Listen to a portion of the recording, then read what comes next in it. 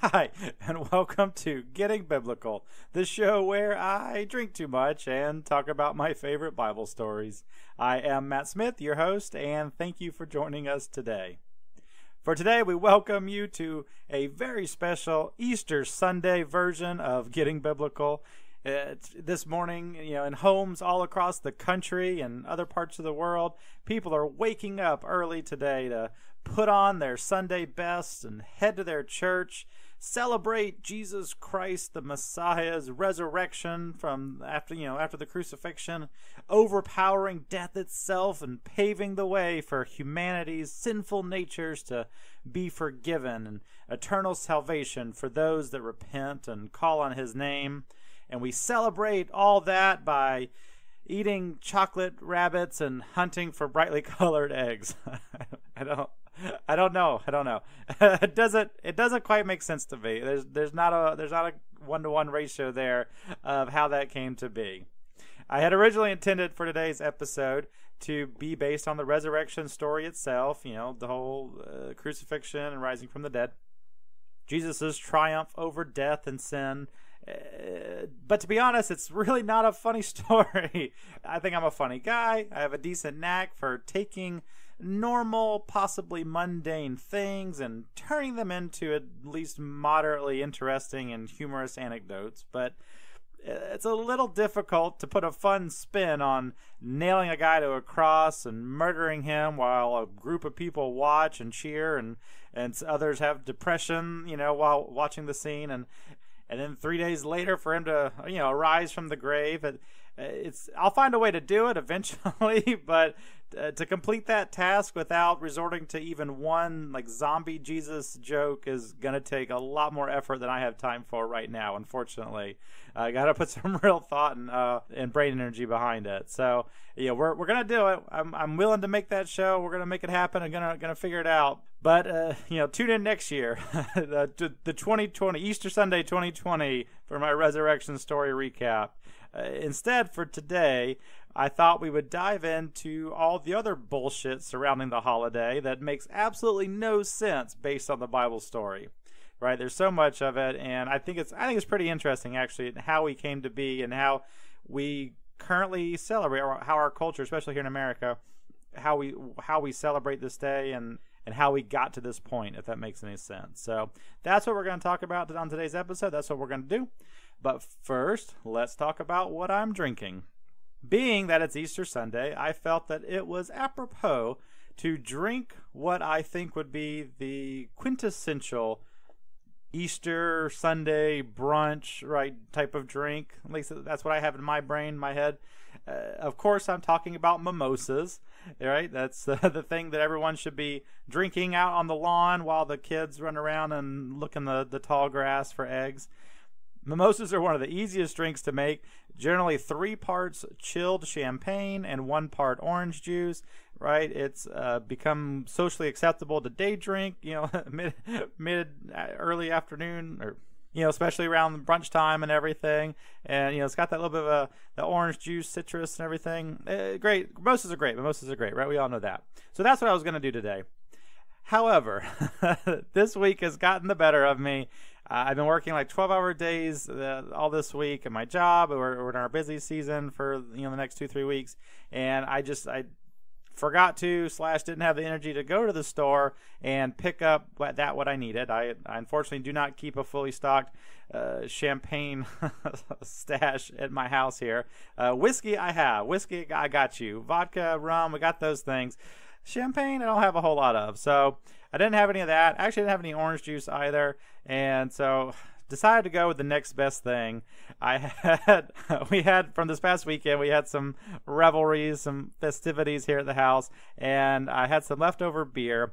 And so the beer that I'm drinking today, to tie into the thing that I was going to start off with, none other than the champagne of beer, Miller High Life. I don't know if any of you fans are out there of craft beers and IPAs and all that. I can feel your groans right now. In a lot of ways, Miller High Life has gotten up in the same category, maybe with like a Pabst Blue Ribbon, or like a Coors Light, or maybe even like a Busch, something like that, depending on everyone's own personal tastes and opinions and whatnot. Personally, I don't hate on Miller High Life. I think it's a decent beer. It's definitely a value brand. It's cheap, right? You're getting what you're paid for. This isn't, a peanut butter porter or some kind of, super duper IPA, whatever. It's not like a Dragon's Milk or something like that. You get what you're paying for. It's one of my favorites. I don't know, like that, like Coors Light on a sunny day where you're going to be outside. If I'm going to be like walking through a theme park, or doing any kind of manual labor outside, or just being really outside that it doesn't have air conditioning, period, and I'm going to be drinking, Coors Light or Miller High Life are going to be my two go-tos. Just something about it, like it's not great. It's not, but it's at that level of, if like a bead of sweat drops off into the beer, it doesn't really matter that much. Like, I'm still going to drink it. That type of thing, which is not a ringing endorsement, I guess, but I don't know. I'm into it. I liked it. I did start off by saying this was leftover for the party. It's leftover because I purchased it. So I'm gonna take all the, I'm not pushing off any of that on anybody else. I wanted something cheap and affordable to have 80 people over my house. So this is what we're drinking: champagne of beers. It has such a long history. The company does with with America and everything. I mean, it was released in the early 1900s, so like 50 or 60 years after, I guess Yuengling is our oldest brewery here in America, and so we had some others after that. So newer than them, but I mean over 100 years old now, and they're still killing it. They're still doing it.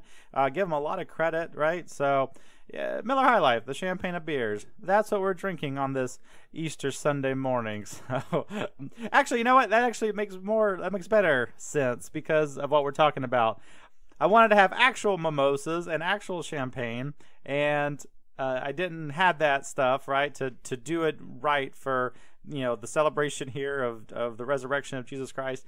So instead, I'm doing the champagne of beer. Instead, kind of a cheap substitute for what champagne actually is. And in my opinion, the current traditions that we have for Easter are also not quite the real deal as far as what we should be doing for the Bible story to celebrate that and how it all should go. So maybe it ties in better than I thought. Everything works out for a reason, I suppose. So anyway, that's what I'm drinking. Let me go ahead and pop this bad boy. There we go. That's great. There's nothing wrong with that. That's good. Okay.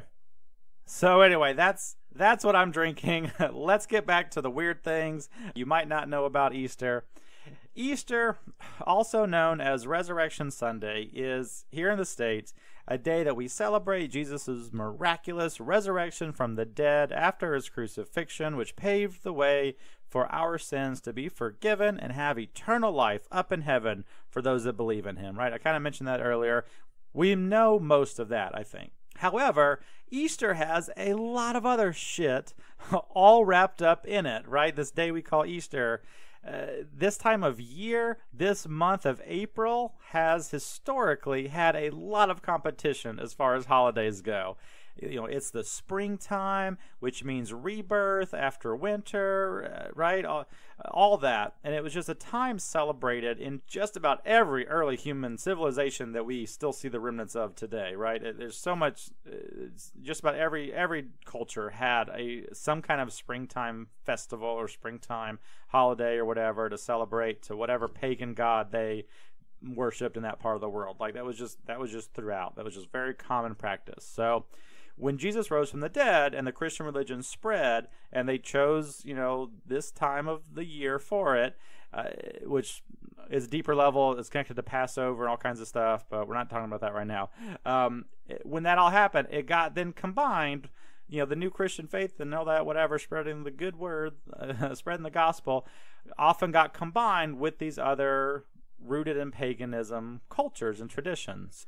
So Resurrection Sunday, sometimes it's a Monday in some countries how they observe it, but over the years the day has been combined and warped with many other pagan holidays and traditions and cultures, and then it creates this really unique mix of a day, a holiday celebrated around the world, but in radically different ways. Like some take the more Christian, literal approach, and then others stick closer to their pagan roots and not so much on the Christian stuff.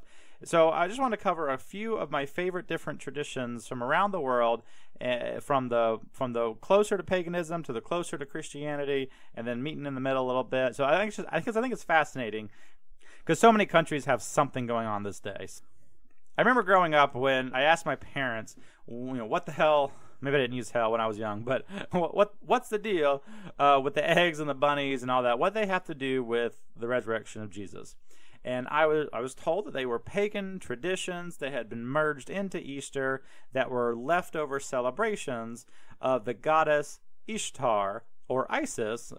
So I had this belief for many years until I actually looked into it myself. So the first fun fact, whatever, that we're going to talk about today is kind of an unfact. I'm fact checking what I was told growing up, and because if you Google it, some places on the internet will also tell you the same thing about Ishtar, and I'm here to tell you that's not true, or at least I don't think so. See, Ishtar was an ancient Mesopotamia, Babylon, whatever, then Egyptian, that whole region of the world, right? Ishtar was the goddess of war and fertility for that region. And, she could turn the tides of war and could help people fall in love and all this kind of stuff. And the fertility part of her nature is what gets her this reputation as being connected to the holiday traditions. That and her name Ishtar and the holiday Easter sound kind of similar. So I get it, right? But again, I'm calling it fake news. Nothing else matches up. All the symbols and everything that I could find about Ishtar had absolutely nothing about hiding eggs or bunnies or anything else. Ishtar's signs and all that were I think an 8-pointed star, and her spirit animal or whatever, her animal representative and whatever, and icons and things was lions. She had lions at her feet a lot and stuff. No bunnies at all. The only nothing matches up aside from the old. Are you too young to remember this? The old Cadbury bunny commercials growing up, where they would, most of the commercials all had bunnies, and then there was one that had the big lion with bunny ears on it, and he roared. It's a stupid reference, I guess, but that's the closest thing that I could find for this goddess Ishtar. So first thing, I don't think that's the case. That's not true. We have a much better connection out there. So Easter, the holiday, does not get its name from the goddess Ishtar, but it does, I think, get its name from the Germanic goddess Eostre or Ostara. However, her name is spelled. I've seen it both ways. Eostre and Ostara. Germanic, for those that don't know, have roots with the Norse gods, Odin and Thor and all that awesome stuff. And she doesn't seem to be a big player with them, per se. She's not noted in a lot of the older Norse stuff or whatever. I think she kind of came along later as the myths were translated from Scandinavia down through Europe and through Germany and stuff. But she was a springtime goddess whose symbols were rabbits and eggs and this whole idea of rebirth and fertility, all the things that we match up with Easter today. So I think it's pretty clear that if anything, these traditions we have for our holiday Easter originated with this girl, with this goddess, which would mean that our American traditions of bunnies and Easter eggs and everything actually come from Germany. Our German immigrants from way back in the day here in America. In fact, if you look at it, Germany traditions and American traditions for Easter have got to be the most similar in the whole world. Other parts of the world that also kind of celebrate Easter and everything, not the same. We're the closest. I think if you just look at it, it's an obvious 1-to-1. Like Germany is all about they kind of lean more towards the bunnies and everything than we do. They have they have Easter trees over there, like kind of like Christmas trees, but for Easter, where they hang eggs on them, brightly colored eggs and all whatever. And they like go in for all that kind of stuff, and they're kind of lighter on the Christian resurrection part of it, and then over here in America we're a little heavier on the Christian stuff, and then lighter on the Easter trees and everything. But it's a very clear connection to the Germans and our German roots and everything here in America and the immigrations and everything. So the background's pretty plain and simple. Once you put two and two together, they had springtime traditions. This Christianity thing came along. The people were like, hey, we can combine the days, no big deal. And they did. And then they migrated here to the U.S., and chocolates and gift giving and all that were good for business. So the commercialization of it all spread, and now it just is. It's just a thing. Seems pretty straightforward to me. So, by the way, if anyone tells you this crap, anyone tries to lie to you and tells you that we use the plastic eggs for Easter Sunday, whatever, the ones that you can like open and put like dollar bills and candy inside, right? Those plastic eggs. If anyone tries to tell you that we use those, I've heard people tell me this, we use those and hide shit for kids in it because it helps us remember the empty tomb that they found after Jesus resurrected. That is some bullshit. That is you trying to take some other traditions that are going on now and make them backwards compatible or whatever with what you want to believe. So you can throw that right out the window. I'm not, whatever. It's none of my business if you want to like go hunt eggs, but don't try to say it's coming from anywhere else. I don't know. Maybe you've never heard that before. I've heard that. Whatever. Okay, so now we've discussed the kind of like the ground layer of the pagan roots of our Easter traditions and everything. So here's some other fun facts about how Easter is celebrated around the world. So some places like Brazil are super into the death part of the resurrection story, the crucifixion, right? These and some other countries do annual reenactments of Jesus dying on the cross, and they make a huge production out of it. Like they go all in, right? The whole city or whatever, everyone comes out and like watches the actor guy like hold the cross and go through the streets and march up and whatever, and then they put him up on the cross and all this kind of stuff and whatever.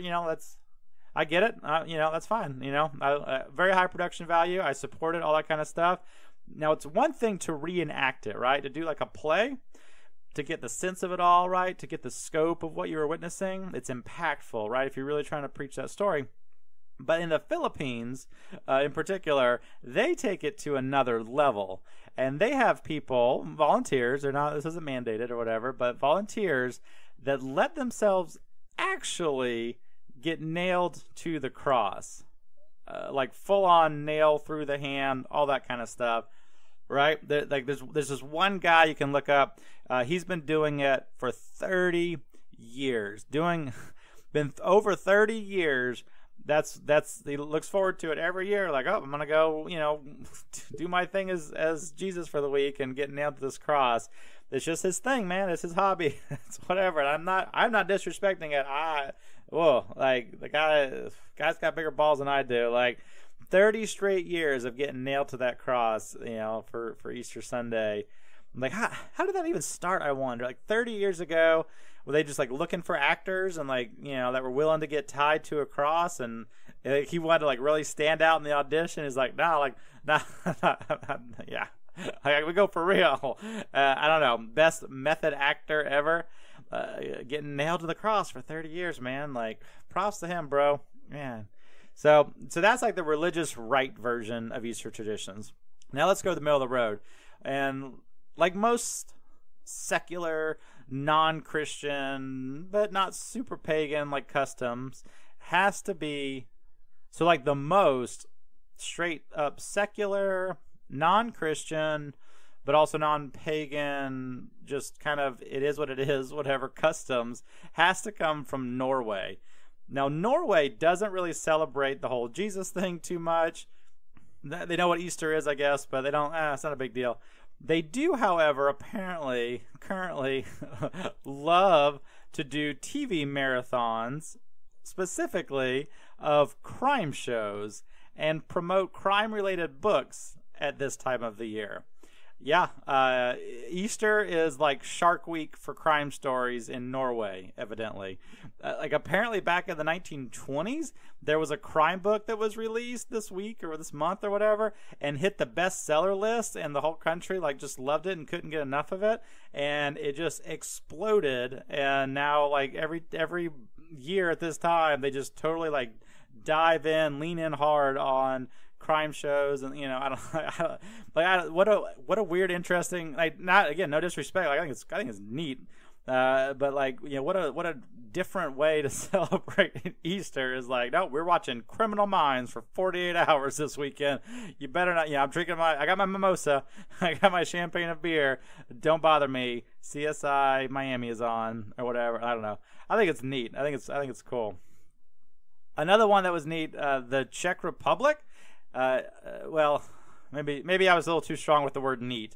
Another one that's very interesting is the Czech Republic. In the Czech Republic, it's customary for boys, some men, males, to make whips, lighthearted whips, usually not like actual break the skin doing damage whips, but little whips made out of ribbons usually or whatever. Whips nonetheless, though, and to whip girls with them. They're supposed to chase girls and whip them gently, sort of, and then by doing so, if a female is whipped in such a way, then they're supposed to give the male an egg in return for the whipping. And the whipping is supposed to, as a thank you, I guess, or whatever, because the whipping is supposed to grant health and fertility to the girls, and thus you get an egg in return. I don't know. Listen, here on Getting Biblical, we never want to kink shame. So you keep doing you, Czech Republic. Never. Yeah, I'm done. Next subject. And the last little bit of fun. So in Australia, Australia celebrates Easter a bit also, but in Australia, rabbits are considered pests that eat crops and whatever, and they don't like them. They don't want to glorify them with chocolate renditions or stories of them laying brightly colored candy-filled eggs or anything like that. Like they're like, fuck these rabbits, we hate the rabbits, we're not doing it. So they swapped the rabbit lore with something called a bilby. Now, I had to Google what a bilby was, but they're an endangered species in Australia. They live in the desert, apparently, and they look kind of like you took a possum and then made them like 20% cuter. like you put, like, take a possum, not an American opossum, right? The ones that look like meth addicts or whatever, but the regular possums are a little bit cuter. But then make that one like 20% cuter and put rabbit ears on him, and then he's got like a longer, thinner tail with a little bit of fur on the end instead of the bunny rabbit like cotton ball or whatever, like a longer, thinner. Yeah, so cuter possum with rabbit ears and a longer rat tail, but has a little flare on the end is what a bilby is. And so in Australia, because they like the bilbies more than rabbits, they have Easter bilbies. They have chocolate bilbies that you can buy instead of chocolate rabbits. Also, by the way, which sounds like a great tradition. Like, I don't know, that sounds neat. Like I want to go down to Australia at Easter time just to say I had a chocolate bilby. Also, even better though, there's another name for bilbies, and it's rabbit bandicoots. And new band name, I called it. Anyway, so that's my show. Just a little bit of pagan roots, hopefully interesting tidbits, and some other things surrounding the Easter holiday. A lot of neat stuff, a lot of fun stuff. It's a cool holiday around the world. We're all getting, hopefully just having family time together, and maybe you're whipping girls with ribbons or eating chocolate bilbies. I don't know what you're doing, where you're at, but hopefully you're spending it with family and having a good time, because that's really what's at the heart of it all. So anyways, I'm about done now. I'm going to finish drinking this beer and call it a night. It's going to be my bedtime pretty soon. So thank you so much for tuning in. Hope you have a fantastic week. Cheers.